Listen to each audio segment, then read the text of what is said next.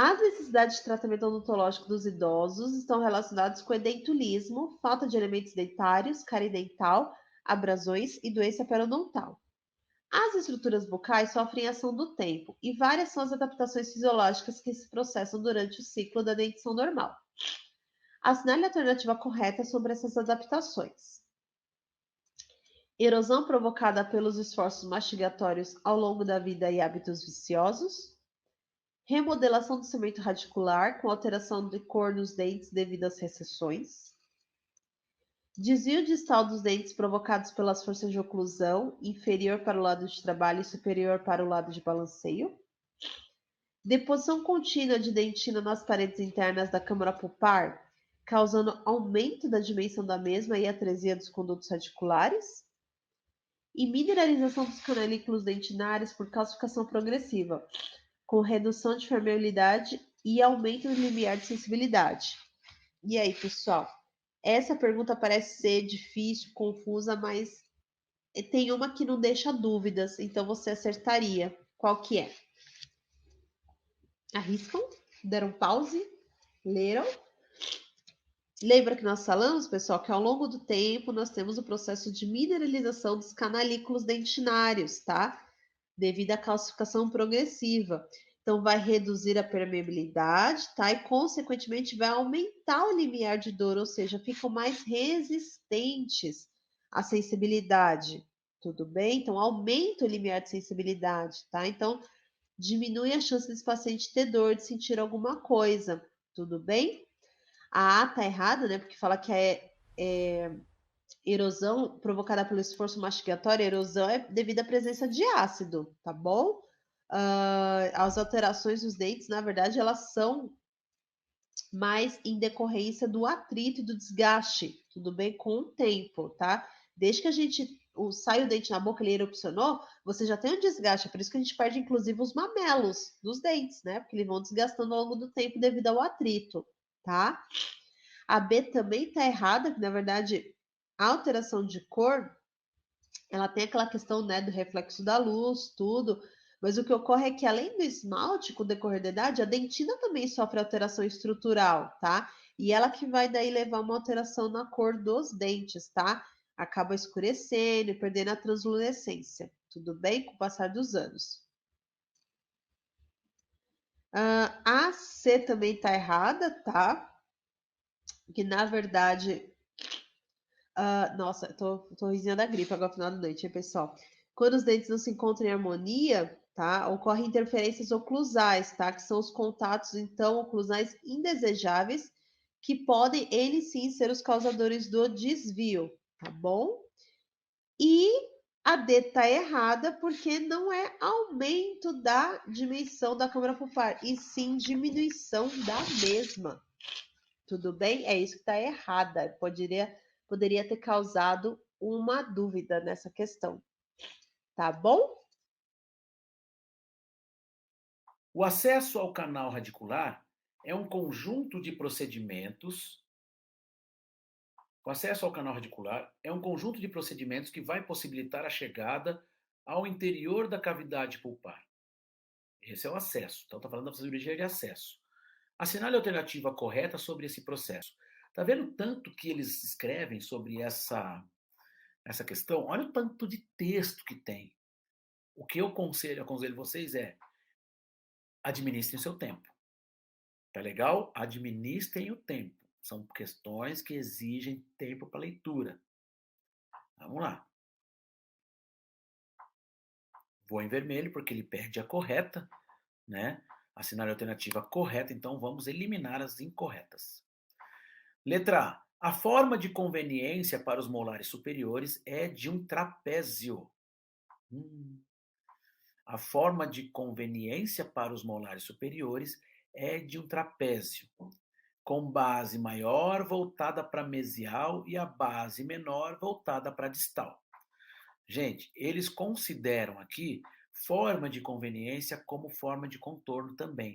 É comum na FEPESE eles terem a forma de contorno e de conveniência serem a mesma coisa, tá bom? Então eles não vão colocar só assim forma de contorno, eles vão falar forma de conveniência. Legal? É que, por exemplo, eu aprendi na minha escola que forma de contorno é uma coisa, forma de conveniência é outra. Eu conheço uns colegas que dão aula comigo que eles falam tudo que é forma de conveniência. Então, aqui está certo, forma de conveniência para os molares superiores é sim uma forma geométrica, mas não é um trapézio. Um trapézio com base maior voltada para mesial e base menor voltada para distal é para os molares inferiores e não superiores. Legal? Letra B. Nos pré-molares superiores, o ponto de eleição para abertura coronária está localizado na face oclusal. Certo. No terço médio do sulco principal mesiodistal, sulco principal que corta mesiodistalmente, ou seja, aquele sulco, é no terço médio desse sulco, beleza, está no centro. E a forma de conveniência para os dentes desse grupo é uma elipse, ou oval, com longo eixo no sentido vestíbulo palatal. Para mim, essa alternativa está perfeita, mas eu não me dou por vencido, vou ler as restantes. Legal? No grupo dos pré-molares inferiores, o ponto, molares, aliás, pré-inferiores, olha lá, o ponto de eleição para a abertura coronária está localizado na face oclusal, no meio do sulco principal. Primeiro que não é no meio, ele é ligeiramente deslocado para mesial. Para pré-molares inferiores que apresentam uma cúspide lingual muito atrofiada, a haste da broca deve sofrer uma ligeira inclinação para vestibular. Não, não inclino para vestibular. Tá legal? Primeiro que a porção mais volumosa do canal não é essa. Tá? Existe um canal só, tá? Então não é o canal mais volumoso. Então, molares inferiores, o ponto de eleição é no sulco principal, mas não é na fosseta central, deslocado para mesial. Ligeiramente deslocado para mesial. Letra D. A forma de conveniência para os incisivos superiores e inferiores, assim como para os caninos superiores e inferiores, é idêntica. A forma de conveniência não é idêntica. Para caninos não é mais. Canino, ele é losangular, ou a gente chama de vela, e nos incisivos ele é triangular. Legal? Então, aqui já está errado também. E, durante o acesso aos primeiros molares inferiores, a ponte de esmalte que une as cúspides disto-vestibular e mésio-palatal, sempre que possível, será preservada, por ela constitui um elemento de reforço para a coroa desses dentes. Primeiro que essa ponte de esmalte que une as cúspides disto-vestibular e mésio-palatal é no molar superior que tem ponte de esmalte, e não no molar inferior. Legal? A alternativa B, então, é realmente a que está mais correta. Vamos lá, tem mais uma aqui, ó. Assinale a alternativa que representa corretamente a forma geométrica de conveniência para abertura endodôntica de pré-molares superiores. Pré-superiores, qual é a forma de conveniência? Elíptica, oval, com seu eixo maior ou com seu diâmetro maior no sentido vestíbulo palatino. Letra A, triangular, não é. Ovoide, com maior diâmetro vestíbulo palatino, tá vendo? Ele colocou lá. Na outra questão, elíptica. Nessa, ovoide. O pré-molar tem essa a diferenciação, né? Tem essas duas nomenclaturas. Com diâmetro maior, vestíbulo palatino. Vamos ler as outras.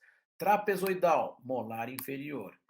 Pera invertida, nenhum, né? Porque em formato de pera poderia ser o canino.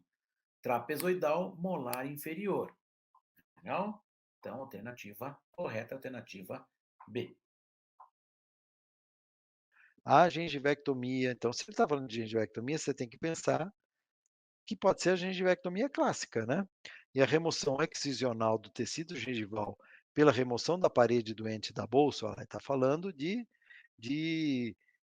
Glickman de 51, promovendo a visibilidade e acesso para uma remoção completa de cálculo e um alisamento adequado das raízes, e criando um ambiente favorável para a cicatrização gengival e a restauração. Aqui acho que faltou acento, né? A gengivectomia é a remoção excisional do tecido gengival pela remoção da parede da bolsa, promovendo visibilidade, acesso para alisamento, tá? Criando ambiente favorável para a cicatrização gengival e a restauração de um contorno gengival fisiológico. Assinale a alternativa que representa corretamente uma indicação para o uso dessa técnica. Abóbodas palatinas rasas. Não tem muito a ver, né? Assim, até na verdade, uma abóboda palatina rasa, às vezes vai até atrapalhar a sua técnica, porque vai dificultar a sua incisão por palatina. Tecido altamente inflamado, esquece, né? Porque você, antes de fazer uma gengivectomia, é preconizado fazer uma raspagem para qualquer tipo de cirurgia. Então, tecido altamente inflamado, não. Você pode você pode ter a bolsa, mas ela não pode estar altamente inflamada. Eliminação de bolsas supraósseas, opa, né? Parece que é a indicação. Zonas com insuficiência de tecido ceratinizado ou tecido queratinizado, pelo contrário, né? Se tem pouco gengiva queratinizada, se você tirar toda essa gengiva queratinizada, aí que você perdeu tudo, você vai ficar só com mucosa alveolar. Então, não é indicação. Bolsas que se estendem além da linha mucogengival, ou seja, aquela bolsa infraóssea que vai lá para baixo, não, tá? Então, eliminação de bolsas supraósseas, certo? Análises afirmativas abaixo sobre os continentes do mundo. E diz assim: número 1, as terras emersas são divididas em 5 continentes. Aí você vai dizer se é correto ou falso. Eu vou deixar vocês, enquanto eu estou lendo aqui, se vocês quiserem colocar no chat aí quais são as respostas corretas. O número 2 diz que o continente mais extenso no sentido norte e sul é o africano. Certo? E aí, verdadeiro ou falso? 3. O continente americano é dividido em 3 Américas. A América do Sul, que inclusive no Brasil tá, né? A América Central e a América do Norte. E aí ele pergunta qual é a alternativa correta. Só número 1, só número 3, só número 1 e número 2, número 2 e número 3, 1, 2, 3. Eu vou passar que eu sei que o delay do YouTube é um pouquinho grande, mas não fiquem acanhados se vocês quiserem colocar a resposta aí para ver se acertam, não tem problema. E aí eu vou passar e vou comentando. Só está correto a alternativa 3, certo? A América, de fato, é dividida em 3 partes. Essa 2 é falsa, porque o continente mais extenso em sentido norte e sul é o continente americano, né? Vai lá desde a Groenlândia e Canadá até o extremo sul, com a Argentina e o Chile. E as terras emersas não são divididas em 5 continentes, né? São 6. Lembre lá do critério histórico-cultural. Você vai ter os 6 continentes que a gente já mencionou: a Europa, a América, a África, a Ásia, a Antártica, enfim. Vocês podem voltar. Se está com dúvida, Carol foi de B, deu tempo. Olha, correto, Carol, muito bom. Alternativa B, lembrou dos continentes, lembrou do tamanho, boa memória, muito bem. Continue assim. A próxima questão diz o seguinte: as navegações dos séculos XV e XVI revelaram ao continente europeu outros continentes e povos. Marque a alternativa que vai identificar um dos objetivos desse processo. Ou seja, quando as grandes navegações começaram, que eles começaram a ocupar principalmente o território americano, já que é o nosso foco aqui, o Brasil, eles foram em busca de quê? Essa questão eu acho que vai ser bem tranquila, então já vou dar a resposta também.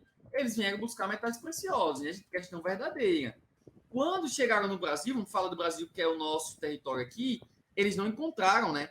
Porque eles começaram ocupando o litoral e não tinha minério no litoral. Só posteriormente que eles foram conseguir encontrar lá na região de Minas Gerais, depois do Centro-Oeste. Enfim, a ideia era essa busca, não encontraram, foram explorar outras coisas. O pau-brasil e outras questões, certo? Em 2012, estima-se que a incidência de câncer de boca entre os homens no Brasil foi de 10 por 100 mil homens. Isso significa que se estima que morreram 10 homens a cada 100 mil doentes. B. Havia 10 homens doentes a cada 100 mil habitantes. C. Surgiram 10 casos novos da doença a cada 100 mil homens. D. Receberam um tratamento 10 homens a cada 100 mil doentes. Fizeram cirurgia 10 homens a cada 100 mil doentes. A primeira pergunta, olha aqui, vamos raciocinar. Lembra o que eu sempre falo para vocês. Entenda a questão. 100 mil homens foram 100 mil homens doentes, 100 mil habitantes, 100 mil homens, 100 mil homens doentes, 100 mil doentes, 100 mil doentes. Olha o que está falando na questão. Em 2012, estima-se que a incidência é o quê? Casos novos ou casos novos e antigos? Incidência é o quê? Estima-se que a incidência de câncer de boca entre os homens no Brasil foi de 10 por 100 mil homens. Isso significa que se estima que, eu te pergunto, coleguinha, quem não estudou não consegue resolver uma questão dessa nunca, mas nem por decreto. Qual a alternativa correta? Isso mesmo, 10 casos novos da doença a cada 100 mil homens. Arrasaram, gente, muito bem. Fácil, não é? O que vocês acharam das questões de epidêmio? Fácil, não é? Dá para resolver tranquilamente, não dá? Essas daqui são para vocês gabaritarem, hein? Vamos em frente? Indicadores da saúde. Indicadores em saúde. Vamos começar com questão. Indicadores em saúde são instrumentos utilizados para medir uma realidade, como parâmetro norteador, instrumento de gerenciamento, avaliação e planejamento das ações em saúde, de modo a permitir mudanças nos processos e resultados. Assinale a alternativa correta em relação aos assuntos. Indicadores demográficos são aqueles que medem a distribuição de fatores determinantes da situação de saúde relacionados à dinâmica populacional na área geográfica referida. B. Indicadores socioeconômicos medem os fatores de risco, por exemplo, álcool ou proteção, alimentação saudável, atividade física, aleitamento, que predispõe a doenças ou agravos ou protegem das doenças e agravos. C. Indicadores de mortalidade informam a ocorrência e a distribuição de doenças e agravos à saúde na população residente de uma área geográfica referida. D. Indicadores de morbidade informam a ocorrência e a distribuição das causas de óbito no perfil da mortalidade da população residente na área geográfica referida. E. Indicadores de fatores de risco e proteção medem a distribuição dos fatores determinantes da situação de saúde relacionados ao perfil econômico e social da população residente na área geográfica referida. E aí a gente pode chegar lá. Indicadores de saúde são instrumentos utilizados para medir uma realidade, como parâmetro norteador. Instrumento de gerenciamento, avaliação e planejamento das ações na saúde, de modo a permitir mudanças nos processos e resultados. Assinale a alternativa correta em relação ao assunto. Indicadores demográficos são aqueles que medem a distribuição de fatores determinantes da situação de saúde relacionados à dinâmica populacional na área geográfica referida. Indicadores socioeconômicos medem os fatores de risco, por exemplo, tabaco, álcool, e o de proteção, alimentação saudável, atividade física, aleitamento, que predispõe a doenças e agravos ou protegem de doenças e agravos. Fatores de risco? Vamos lá, vou deixar vocês resolver sozinhos. Eu fico com a língua coçando para falar, vamos lá. Indicadores de mortalidade. Mortalidade informam a ocorrência e a distribuição de doenças e agravos à saúde na população residente na área geográfica referida. Indicadores de morbidade informam a ocorrência e a distribuição das causas de óbito no perfil da mortalidade da população residente na área geográfica referida. Indicadores de fatores de risco e de proteção medem a distribuição dos fatores determinantes da situação de saúde relacionados ao perfil econômico e social da população residente na área geográfica referida. Fatores de risco e proteção medem a distribuição de fatores determinantes da situação de saúde relacionados ao perfil socioeconômico. Indicadores socioeconômicos. Vamos voltar aqui. Ai, meu Deus. Posso ajudar? Peraí que meu celular tá gritando aqui, ó. Vamos lá rapidinho aqui, para a gente ver de novo, ó. Quais são os indicadores? Demográficos, socioeconômicos, mortalidade, morbidade, fatores de risco, recursos e coberturas. Vamos lá, 2 minutinhos para vocês tentarem chegar na resposta. É fácil, gente. Tenta associar, não precisa nem saber os indicadores dentro de cada matriz. Vamos tentar associar. Ó, indicadores socioeconômicos, eles medem a distribuição de fatores determinantes em relação ao perfil econômico, tá? Alternativa B, ó, indicadores socioeconômicos medem os fatores de risco? Não, eles medem a distribuição dos fatores determinantes da situação da saúde da população relacionados ao perfil econômico e social.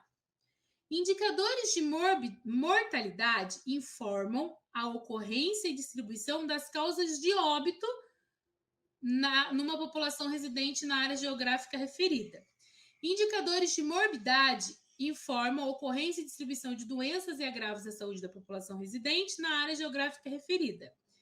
Indicadores de fatores de risco de proteção, que é a alternativa A e medem a distribuição de fatores determinantes na saúde da população? Não. Vamos lá. Vamos ver a alternativa correta. A alternativa correta é a alternativa A. Indicadores demográficos são aqueles que medem a distribuição de fatores determinantes da situação da população relacionados à dinâmica populacional. Isso mesmo, dinâmica populacional. Anota aí em observações. O item B, indicadores socioeconômicos. A descrição de indicadores socioeconômicos está na alternativa E. Medem a distribuição dos fatores determinantes da situação da saúde relacionados ao perfil econômico e social. E fatores de risco e proteção é a descrição da B. Fatores de risco e proteção. Medem os fatores de risco. Exemplo, tabaco, álcool e proteção, atividade de alimentação saudável, atividade física, aleitamento que predispõe a doenças e agravos e protegem de doenças e agravos. Indicadores de fatores de risco e proteção. É a B. O C, ele descreve indicadores de morbidade.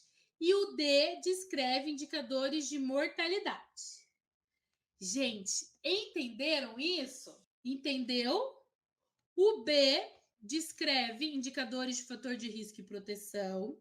O C descreve indicador de morbidade. O D descreve indicador de mortalidade. E o E descreve indicadores socioeconômicos. Fechou! Aqui você tem um resumo de indicadores. É assim que você vai estudar.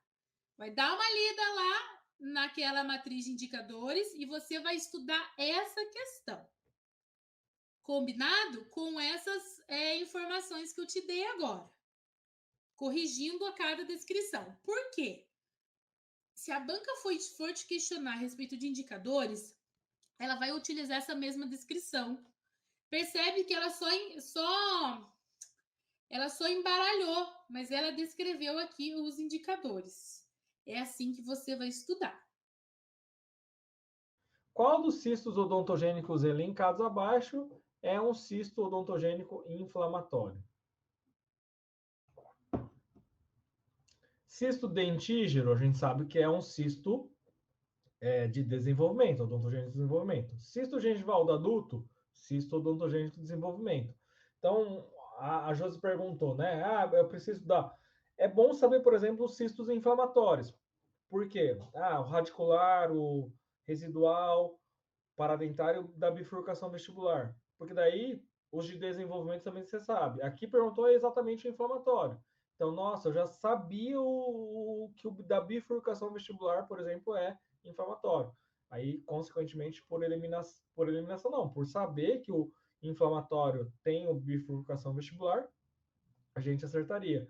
Então, você sabendo os inflamatórios, fica mais fácil, né? Aqui, no caso, eles não colocaram nenhum não odontogênico, porque os não odontogênicos são cisto do ducto nasopalatino, cisto do ducto tireoglosso, cisto nasolabial, cisto palatino mediano, cisto mandibular mediano, cisto dermoide, cisto epidermoide, né? Então, aqui vocês podem ver, por exemplo, dentígeno tem relação com o dente, gengival tem relação com o dente, periodontal, relação com o dente, erupção, relação com o dente, né? Cisto odontogênico epitelial calcificante, no nome tem odontogênico. Cisto glandular, por exemplo, que não tem, né? Queratocisto odontogênico. Então, na maior parte dos nomes, né, dos cistos odontogênicos, né, principalmente de desenvolvimento, existe essa correlação com o dente. Então, a gente sabe, né, pelo nome do cisto, que existe essa correlação com a odontogênese. Então, aqui a resposta é da bifurcação vestibular.